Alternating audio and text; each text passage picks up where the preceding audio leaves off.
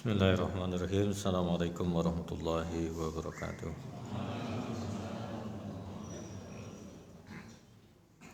Alhamdulillah. Huwallazi khalaqal insana fi ahsani taqwim.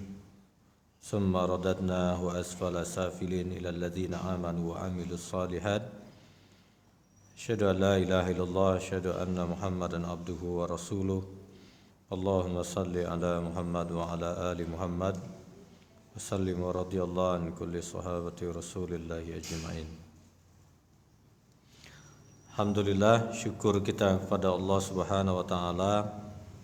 Pada maghrib ini kita dihimpun oleh Allah di majlis ini. Semoga majlis kita ini majlis yang diberkahi oleh Allah subhanahu wa ta'ala. Serta salawat dan salam marilah kita mohonkan semoga tercurah kepada baginda Nabi Muhammad sallallahu alaihi wasallam sebagai uswah dan qudwah hasanah buat kita semua. Alhamdulillah, kita lanjutkan kembali kajian sirah nabawiyah kita. Di minggu yang lalu minggu sebelumnya kita sudah membahas tentang Tibul Jais al-Islami wa khurujuhu ila sahatil qital. Jadi ini bagaimana Nabi mengatur strategi dengan mengelompokkan kaum muslimin ketika itu. Dan kita tahu bahwa Nabi menolak di perang Uhud ini ada keterlibatan orang kafir. Maka Nabi mengatakan la tansiru bi ahli syirki ahla ahli syirki. Jangan minta orang yang musyrik memerangi orang musyrik. Ya. Itu statement Nabi Muhammad SAW. Bagi kita Pak, itu menjadi manhaj. Ya. Menjadi manhaj. Manhaj itu apa? Jalan hidup. Jalan hidup. Jadi di dalam Islam, jadi kalau kita baca Al-Fatihah itu, kenapa Al-Fatihah itu disebut dengan Sab'ul Mathani, 7 ayat yang diulang-ulang? Karena seluruh isi Al-Quran itu berada di dalam surat Al-Fatihah. Al-Quran itu isinya hanya 3 Pak. Dan itu terkumpul di dalam surat Al-Fatihah. Yang pertama adalah akidah. Makanya dimulai dengan bismillah, setelah itu alhamdulillah, alhamdulillahi rabbil alamin, ar-rahmanir rahim. Ini adalah akidah. Ya, akidah. Jadi dimulai dengan bismillah itu bahwa segala sesuatu ini bisa berubah menjadi ibadah hanya dengan bismillah. Air itu kalau kita minum tanpa bismillah dia tidak bernilai apa-apa. Tapi ketika kita minum dengan bismillah dia akan bernilai apa-apa. Makanya kemarin kita sampaikan statement seorang sahabat mengatakan rubba amalin saghirin, betapa banyak amalan yang kecil yukabbiruhu niyah. Amalnya kecil tapi dia besar karena niat. Wa rubba amalin kabirin, betapa banyak amalan yang besar yusaghiruhu niyah, dikecilkan oleh niatnya. Bismillah itu membawa segalanya, membawa segalanya. Ya, seorang suami bismillah menjalankan semua tanggung jawabnya untuk istri dan anaknya, dia akan berubah amalnya tadi menjadi tidak bermakna, menjadi bernilai. Dalam bahasa Jawanya disebut dengan value, punya nilai. Ya. Maka yang kedua, akidahnya adalah alhamdulillahi rabbil alamin. Ya. Tidak ada segala sesuatu yang Allah berikan dengan tadi ya. Kalau kita sudah bismillah, mesti alhamdulillah. Kenapa? Ada yang bismillah yang kita tidak pahami, Pak.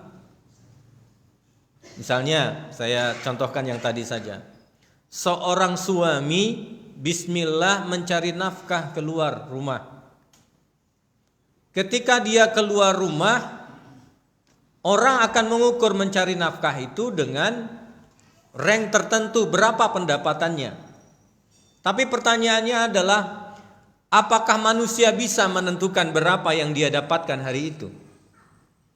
Dia sudah berusaha, dia sudah bekerja, tapi pertanyaannya, siapa yang menetapkan rank itu? Bukankah yang menetapkan rank itu adalah Allah Subhanahu wa taala? Maka ketika dia pulang ke rumah memberikan nafkah itu sebesar apapun nafkah itu, maka lingkarannya adalah kata Rabbana itu. Rabbana itu kata yang menunjukkan semua yang mengatur ini adalah Allah Subhanahu wa taala. Apa yang diucapkan? Alhamdulillah. Bukankah itu akidah? Sebenarnya tidak ada sesak nafas itu bagi seorang istri ketika suaminya pulang membawa nafkah dari suaminya. Dan jika tidak ada sesak nafas bagi seorang suami ketika dia pulang seberapapun yang dia bawa pulang ke rumah. Karena dia sudah bekerja keluar, berusaha dari pagi sampai sore hari sampai pulang lagi ke rumah. Itulah akidah. Bismillah, alhamdulillah, dikuatkan dengan dua asma Allah Subhanahu wa taala. Ar-Rahman, Ar-Rahim. Nah itu. Jadi maka Nabi mengatakan tidak ada prinsip berperang melawan orang musyrik, mengajak orang musyrik melawan orang musyrik. Nabi melarang. Nah, akhirnya pada zaman kontemporer ini para ulama mulai sedikit mengkaji itu secara politik militer. Kenapa? Karena kondisi kaum muslimin. Kalau sebagian ulama mengatakan tetap ini tidak boleh. Tetap tidak boleh. Tapi dalam kondisi-kondisi tertentu sebagian ulama mengatakan memperbolehkan dalam kategori-kategori tertentu. Itu nanti boleh lihat ada namanya siyasah al-askari al-islami. Politik militer Islam. Ya, silakan dibaca. Tapi saya lihat terjemahan berbahasa Inggris belum ada, terjemahan berbahasa Indonesia juga belum ada. Adanya berbahasa Arab. Ya, lumayan kalau kita baca agak menguras otak gitu ya. Karena dalil isinya usul fiqh, isinya fikih, isinya akidah gitu kan. Jadi memang kalau menurut saya yang ngajarin itu cocoknya memang orang usul fiqh dan orang fikih. Nah, majlis tasjih itu kan ketentuannya harus menguasai tiga hal itu, bahasa Arabnya, fikihnya dan usul fiqhnya. Ya, sehingga tarjihnya juga menjadi tarjih gitu kan, menjadi rojih. Nah, Nabi Muhammad SAW membagi tiga, Pak. Jadi takyibnya itu ada tiga kelompok. Pertama dikelompokkan muhajirin, yang kedua dari Kutaibah Aus minal Ansar. Jadi di Madinah itu kan ada dua kaum besar, Aus dan Khadraj. Nah, Nabi itu luar biasa. Muhajirin dikumpulin sendiri, di Madinah dibagi dua, Aus dan Khadraj. Nah, dikasih bendera. Jadi bendera sebagai simbolnya. Kalau orang muhajirin dipegang oleh Mus'ab ibnu Umair, benderanya itu dipegang. Yang kedua dari kaum Aus ada Usaid ibnu Khudair, pemuda yang luar biasa dari kota Madinah ini. Yang ketiga dari Hadrat, dari Ansar, diberikan kepada Habbab ibnu Munzir. Ya, jenengan pernah mendengar nama Habbab ini? Orang yang pernah disetrika punggungnya. Yang luar biasa. Jadi kalau kita Pak, seandainya kita menjadi kaumnya yang ada orang begini mengatakan, alangkah nikmatnya ya bertemu dengan Nabi Muhammad sallallahu alaihi wasallam. Kenapa saya bilang kan? Luar biasa Ustaz. Saya bilang memang nikmat kalau sezaman dengan kenabian. Tapi panjenengan tahu bagaimana siksaan orang-orang kafir kepada sahabat-sahabat Nabi yang hidup sezaman Nabi Muhammad sallallahu alaihi wasallam. Coba baca, saya bilang kan. Seandainya itu kita, Pak, saya yakin saya pulang ke Sumatera Barat. Tidak kuat, Pak. Bukan orang-orang luar biasa, orang-orang biasa itu. Bukan orang-orang biasa. Sahabat-sahabat itu bukan orang-orang biasa. Orang-orang yang diterpa dengan penggemblengan yang luar biasa, langsung ditangani oleh baginda Nabi Muhammad sallallahu alaihi wasallam. Nah itu. Maka kadang kita lihat di sebelumnya itu kan tentara Nabi itu kan hanya min alfil maqatil, hanya 1000 orang. Nanti waktu mau berangkat mundur berapa orang? 300 orang. 300 orang. Fihim mi'atud dar wa khamsuna farisan. Ada yang mengatakan dari yang 1000 itu hanya memakai baju perang itu 100 orang. 100 orang. Wa khamsuna farisan. Ada yang mengatakan ada yang pakai kuda 50 orang. Padahal kafir Quraisy itu yang dipimpin oleh Khalid bin Walid, pasukan berkudanya saja sekitar 200 orang dengan senjata lengkap. Senjata lengkap. Wakila lam yakun min farsani ahad. Sejarawan mengatakan, ada yang mengatakan tidak ada satupun yang menunggangi kuda. Coba, nanti 1000 kurang 300, tinggal 700 orang. Berhadapan dengan berapa ribu orang. Masya Allah. Jadi Nabi membagi itu karena apa? Karena kondisi yang luar biasa ketika itu. Lalu Madinah, wasta'mala 'alal Madinah in Ummi Maktum 'ala shalah. Jadi luar biasa. Prinsip Nabi, Madinah ditinggalkan, padahal meninggalkannya itu hanya 5 kilo, Pak. Masjid Nabawi itu dengan Uhud itu kan cuma 5 kilo. 5 kilometer. Nah, yang mau ikut umroh nanti di bulan Februari dengan saya akan hantarkan ke sana. Kita akan lihat panjangnya Uhud itu 3 kilometer. Di mana pemanah itu? Nah, kita akan lihat, sehingga umroh kita tidak hanya sekedar umroh, ya, sekedar umroh. Jadi Ummi Maktum adalah yang diamanahkan oleh Rasulullah SAW untuk mengimami sholat. Jadi sholat itu menjadi hal yang diperhatikan oleh Rasulullah SAW. Biman baqa fil Madinah wa adzana birrahil fataharrakal jais nahwa shimal. Akhirnya sebagian setelah ditetapkan Ummi Maktum sebagai imam masjid di kota Madinah, maka para tentara mulai bergerak dari sisi shimal, ya, dari sisi utara. Wa kharaja Sa'dan amama Nabi sallallahu alaihi wasallam. Jadi dipimpin oleh Sa'dan. Jadi ini yang memimpin pasukan ketika itu. Walamma jawaza Saniyatul Wada, ketika sudah melewati namanya tempat Saniyatul Wada, ra'a Kutaibah hasnah taslis. Ini Nabi bertemu dengan orang-orang kafir yang ingin membantu kaum muslimin. Ditanya oleh Rasulullah SAW, apakah kalian sudah Islam? Belum ya Rasulullah, pulanglah, kata Rasulullah. Rasulullah tidak mau, Pak. Rasulullah tidak mau di perang Uhud itu dibantu oleh orang-orang kafir. Jadi itu bagi Nabi prinsip. Bagi Nabi itu prinsip. Supaya nanti Nabi itu luar biasa, Pak. Jadi berpikirnya itu prediktif.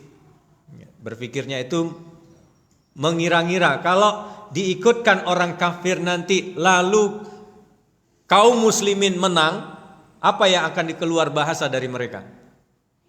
Kan dibantu oleh kaum kafir kan gitu. Ya wajar lah kalian menang katanya kan.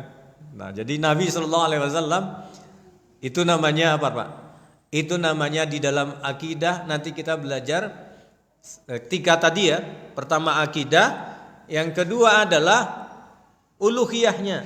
Ya kan tadi bismillah, alhamdulillah ya. Bismillah, alhamdulillah, ar-Rahman, ar-Rahim. Yang ketiga di tengah-tengah surah Al-Fatihah itu kan ilahiyah itu. Ilahiyah iyyaka na'budu wa iyyaka nasta'in. Ini yang ingin dijaga oleh baginda Nabi Muhammad sallallahu alaihi wasallam. Ya. Iyyaka na'budunya yang pertama itu prinsip, Pak. Kadang kita terbalik ya. Kita terbalik, ya. Nasta'in dan na'budunya kepada Allah. Ya, na'budunya kepada Allah. Tetapi realitas kita, nasta'in kita juga tidak terkadang sepenuhnya kepada Allah Subhanahu wa taala. Nah, ini prinsip. Nah, di ayat ihdinas siratal mustaqim sampai terakhir itu manhaj. Itu namanya jalan. Jalan yang mana?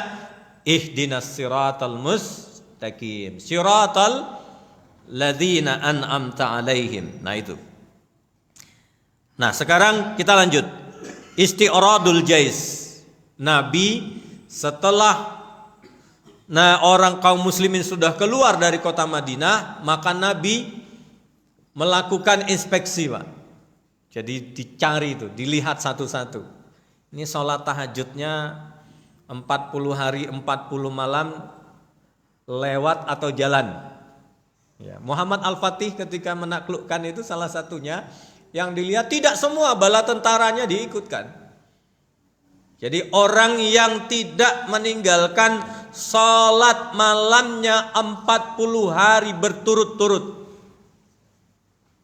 yang tidak pernah meninggalkan sholat rawatibnya dari umur baliknya, ada, Pak?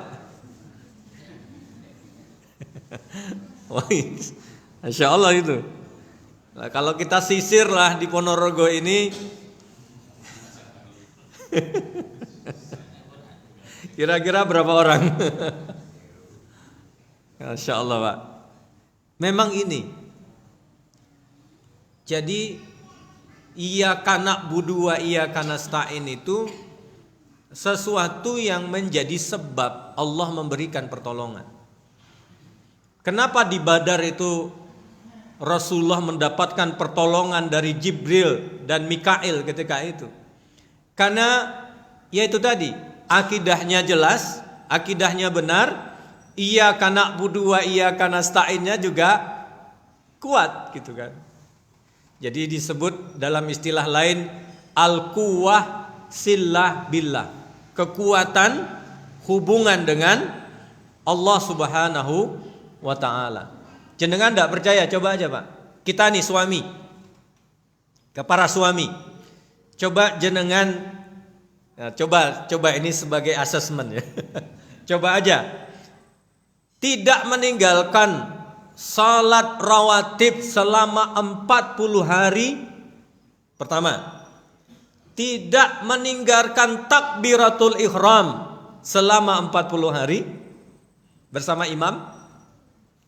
Tidak meninggalkan salat tahajudnya 40 hari 40 malam itu.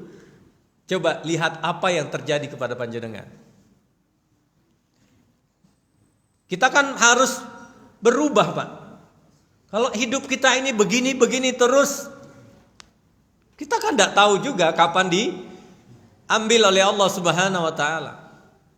Harus ada azam di hati kita itu, sebagai imam saya di rumah, sebagai pemimpin saya di rumah, pemimpin itu kan dalam istilahnya al-faqid la yu'ti. Seorang yang tidak punya, mana mungkin dia bisa memberi? Kan begitu Pak. Kita ini punya anggota di rumah, ada istri, ada anak. Lalu kita ingin menguasai mereka dalam kekuasaan Allah Subhanahu wa taala, tapi kita orang-orang biasa saja. Mana mungkin kita bisa memberi kalau seandainya kita tidak punya? Mana mungkin doa kita yang kita katakan astaudiukallah, aku menitipkan anak istriku kepadamu ya Allah. Kalau pernyataan astaudiukallah itu, Allah kan ingin lihat dulu. Apa yang kamu lakukan, kata Allah. Untukku ini, kata Allah, apa yang engkau lakukan. Jadi makanya puasa itu, Ramadan itu, pernyataan Allah kan jelas. Fa ana ajzi bihi. Aku yang akan membalasnya. Karena realitas itu, realitas ibadah yang dituntut oleh Allah Subhanahu wa taala. Maka terkadang kita melihat sahabat, senangnya sahabat bersama Nabi itu kan kita tidak paham betul realitasnya sahabat itu berhidup dengan Nabi gitu kan. Kita hanya ingin mengatakan enaknya sahabat itu hidup bersama Nabi. Tapi kan kita tidak tahu bagaimana didikan Nabi Muhammad SAW kepada Abu Bakar itu. Sampai Umar bin Khattab seandainya dia telat dari sholatnya, dia mampu mengeluarkan setengah dari hartanya. Kan begitu Pak. Artinya, saya apa ya mampu Ustaz. Artinya kita terus begitu berubah. Umur saya misalnya hari ini sudah 46 tahun. Masa yo saya sama 45 dengan 46? Kan semakin dekat Pak kain kafannya. Iya toh? Kita kan berpikirnya kan begitu Pak. Ketika berinjak besok itu kain kafan yang mana yang kita pakai kan begitu. Berinjak minggu depan kain kafan mana yang akan kita pakai. Berinjak minggu depan kuburan mana yang akan diletakkan kita. Papan mana yang akan menutup mayat kita? Siapa yang akan memandikan kita? Apa yang kita bawa nanti ke akhirat? Kan begitu Pak. Setiap minggu kan kita pikirkan itu. Minggu, bulan, tahun. Lalu kalau tidak berpikir tentang itu, siapa kita ini? Siapa kita ini? Nah, sahabat itu begitu Pak. Umar itu lewat di depan kubur, menangis sampai terduduk. Ada sahabat mengatakan, "Lima ya Umar, kenapa engkau Umar?" Kenapa? Hanya persoalan lewat di kuburan. Kita lewat di kuburan. Assalamualaikum ya ahlal kubur, insyaallah bikumul lahikun. Assalamualaikum ahlal kubur, kami ingin mengikutimu ahlal kubur. Tapi masih jauh ya ahlal kubur. Nah gitu Pak. Nah, ini jadi kalau kita terkadang membaca, melihat sahabat-sahabat itu, kenapa enak sekali mereka. Ya persoalannya kita tidak tahu bagaimana kehidupan mereka. Nah, Nabi Muhammad SAW melakukan inspeksi. Ista'radul jais, di mana tempatnya? Ada di Syaikhan. Ada namanya Syaikhan. Jadi kalau sebelum masuk wilayah Uhud itu, kalau Masjid Quba, nah nanti tidak terlalu jauh lah dari Masjid Quba itu, Nabi lalu melakukan inspeksi. Farada min ista'radahu wa lam yarahu muti'an lil qital, mutiqan lil qital. Ada yang belum layak untuk apa? Untuk ikut perang. Ya, belum layak ini kategorinya banyak. Bisa jadi seperti Utsman bin Affan pernah tidak diperbolehkan untuk ikut perang. Kenapa? Karena istrinya sakit. Ya, karena istrinya sakit. Ada sahabat yang memang sangat pantas ikut perang, tapi ibunya sedang sakit. Nabi itu sampai tahu loh Pak. Nabi itu sampai tahu siapa yang sakit ibunya, siapa yang sakit istrinya. Makanya Nabi punya asisten yang disebut dengan sahibu sirrin Nabi, penjaga rahasia kenabian. Dari sinilah Nabi mendapatkan informasi. Bahkan Pak, kalau ada jamaah Ahmad Dahlan yang punya hutang, Nabi tahu Pak. Nabi tahu. Sehingga Nabi tidak mau menyolatkan yang punya hutang itu. Bayangkan Pak, Nabi tahu. Ya, Nabi tahu. Maka Umar itu bertanya ke sahabat ini, "Wahai, apakah rahasia Rasulullah untukku?" katanya. Kata sahabat ini rahasia aku dengan Rasulullah. Waktu itu Rasulullah sudah tidak ada ya. Tidak ada. Jadi wa kana minhum Abdullah ibnu Umar ibnu Khattab wa Usama ibnu Zubair wa Usaid ibnu Zuhair, Zubair ibnu Sabit wa Zaid ibnu Arqam wa Araba ibnu Al-Aus. Jadi ada beberapa sahabat yang memang tidak diperbolehkan oleh Rasulullah sallallahu alaihi wasallam untuk ikut perang. Jadi ini kita bisa lihat di hadis Bukhari. Jadi ada yang berkategori wajib, ada yang berkategori sunnah, ada yang berkategori haram. Gak boleh ikut. Gak boleh ikut. Wa ajaza Rafi ibnu Khudaj. Ada seorang anak yang berumur sekitar 13-14 tahun. Namanya Rafi ibnu Khudaj. Wa Samra ibnu Jundub ala saghiri sinnihima. Ini masih muda Pak, 13-12 tahun. Dia datang. Wa dzalika an Rafi ibnu Khudaj kana mahiran fi rimayatin nablah wa ajazah. Dia ini muda tapi diperbolehkan oleh Nabi untuk ikut perang. Kenapa? Mahiran fi rimayah. Karena pintar memanah.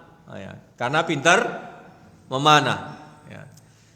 Jadi kalau saya baca Risalatul Rimayah Rasulullah, sahabat-sahabat yang pintar-pintar memanah itu, ya pintar-pintar memanah itu, kalau busur panahan itu ditembakkan ke atas tanpa melihat, kalau ada burung di atas sana, kena Pak. Ya, kena. Jadi bukan tidak profesional, sangat profesional. Jadi Rasulullah itu mencari orang-orang yang seperti ini. Jadi makanya sunnahnya adalah alimu auladakumus sibaha war rimayah. Ajarkanlah anakmu untuk berenang dan memanah. Ya. Kalau sekarang memanahnya apa? AK-47 kan? Wah nanti rame lagi kayak di Baitul Quran Magetan gitu kan? Sampai Mabes Polri turun tangan. Hanya persoalan anak-anak yang hafal Quran ini waktu awal-awal karena memang punya soft gun gitu. Nah, karena yang punya ini wali Pak, punya tempat pelatihan itu, diajarin anak-anak, wah dipotret, kena CNN, di caption, lalu disebar, rame. Coba kalau anak-anak SMA, nggak apa-apa. Memang orang Islam itu menakutkan ya Pak. Kenapa? Semakin kuat imannya, semakin terampil dia, maka semakin menakutkan. Semakin menakutkan. Padahal kalau panjenengan datang ke Bukit Tinggi, itu ada pasar atas dan ada pasar bawah dan ada kampung Cina. Dibikin jembatan, ada prasastinya jembatan itu. Sengaja dibikin untuk menghubungkan antara masyarakat Melayu dengan orang Cina. Di kampung Cina ini ada masjid, Pak. Pengajian seperti ini suaranya terbuka keluar. Samping Samang itu banyak hotel. Ada juga di dalamnya itu, yo gitu-gitulah. Tapi tidak ada masalah sampai hari ini. Sampai hari ini karena memang daerah itu daerah Chinese gitu kan. Tapi Masya Allah, Chinese itu lama-lama masuk Islam. Lama-lama masuk Islam. Ya, lama-lama masuk Islam. Walaupun kampungnya Cina, hampir sekian persen Muslim. Kenapa? Tidak pernah pula dilarang mereka ke gereja, tidak pernah dilempari batu gereja mereka. Bahkan toko-toko mereka ya didatangi oleh kaum muslimin gitu. Walaupun orang sana itu sedikit gimana gitu ya. Pokoknya jangan belanja di tempat gak laku, Pak. Jadi kalau mendirikan toko di sana itu kalau Chinese itu tidak akan laku. Ya, karena fanatik. Nah, jadi ada dua orang ini dia berargumentasi. Ana aqwa min Rafi wa ana usari'uhu. Kata Samrah, aku ini lebih hebat daripada Rafi itu. Kalau tidak percaya Rasulullah, ayo gulat. Ditantang sama Samrah tadi yang masih kecil juga, 13-14 tahun, sama Rafi ibnu Khudaij. Falamma akhbara Rasulullah bizalika fa'amarahuma, Rasulullah mempersilahkan dua anak ini, bizalika fa'arahuma ayyatadara amamah, gulat di depan Rasulullah sallallahu alaihi wasallam. Coba penentuan apa itu? CP. Kalau kurikulum Merdeka ada CP sekarang, dulu kurikulum K13 ada namanya KD, kompetensi dasar. Ini tenanan punya kompetensi apa tidak? Ya. Akhirnya Nabi suruh menyuruh kedua orang ini untuk gulat. Ya. Fatadara'a fasara'a Samra rafi'an fa'ajaza huhuma. Ya, melihat dua orang ini benar-benar oke gitu ya kata Rasulullah. Ikut. Ternyata Rasulullah memperbolehkan yang di bawah 15 tahun ikut perang dengan syarat terampil. Perempuan bolehkah ikut perang? Boleh. Ya. Ya, ini menjadi dalil bahwa ada seorang perempuan yang nanti minggu depan saya akan ceritakan, dia berkuda pakai imamah lengkap, ya masuk ke kancah perperangan itu seperti pusaran angin yang berpusar kuat ke tengah-tengah musuh itu. Orang mengira itu laki-laki, Pak. Ternyata itu adalah seorang perempuan. Ya, seorang perempuan. Masya Allah. Nah, mabit baina Uhud wal Madinah. Setelah lakukan inspeksi mana yang boleh, mana yang tidak, anak 15 tahun, yang di bawah 15 tahun kategorinya apa saja, baru persiapan mabit baina Uhud wal Madinah. Menetap atau bermalam. Wa fi hadzal makan adrakahu masa fa shallal maghrib di sana, summa shalal isya, setelah salat isya, wa bata hunaka fantakhaba 50 rajulan. Rasulullah memilih 50 rajulan, 50 orang, li hirasatil askari yatajawaluna haulahu. Ada 50 orang yang ditunjuk oleh Rasulullah untuk menjaga camp. Ya, menjaga camp. Jadi kalau jenengan datang ke Yogyakarta, jenengan akan lihat bagaimana strateginya Diponegoro untuk menyiapkan Yogyakarta itu dengan strategi perang yang luar biasa. Akhirnya apa? Memaksa Belanda harus membuat benteng-benteng yang banyak di Yogyakarta itu. Yogyakarta. Strategi perang siapa itu? Diponegoro, Pak. Luar biasa beliau ini. Kalau saya lihat beliau ini seorang yang fakih, benar orang fikih. Maksudnya ahli fikih, yo ahli perang gitu ya. Sampai memaksa Belanda harus mereka terheran-heran ya dengan Diponegoro ini. Wa kana qaiduhum Muhammad ibnu Maslamah. Ada yang memimpin 50 orang ini. Kalau ini ibaratnya baret merah. Ya, baret merah. Bisa gulat. Jadi jangan baca nanti di fikihnya itu. Kategorinya 50 orang ini bisa gulat, bisa memanah tanpa melihat.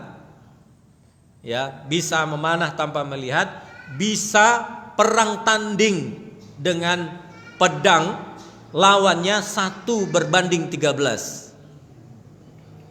Ya, orang yang 15 ini, khamsina, 50 ini bukan orang sembarangan. Orang pilihan ini. Nanti kita lihat akan tersisa 11 orang ketika Nabi terjepit. Karena dilihat para pemanah itu nanti turun mengambil mengambil harta rampasan. Melihat kondisi begitu, Khalid bin Walid yang sangat cerdas ketika itu memutar pasukannya 200 tadi membaliki bukit. Di sini pasukan kafir, Nabi di sini, lalu dia berputar menghilangi bukit, lalu mengepung Rasulullah SAW. Di depan kafir, Khalid berada dengan pasukannya 200 pasukan, Pak. Di tengah-tengah Nabi dengan 11 sahabat. 200 dengan 11. Perbandingan berapa itu? Saya bilang tadi standarnya adalah baret merah. Coba mungkin anak atau saudara yang punya pasukan baret merah itu perlawanannya sama, Pak. Pintar gulat, senjata, bela diri pasti. Ya, perlawanannya tentara biasa angkatan darat perbandingannya 1:12. Ya. 1 dia, 12 orang tentara biasa. Wong kita tentara biasa aja sudah lempong gitu ya. Ini luar biasa.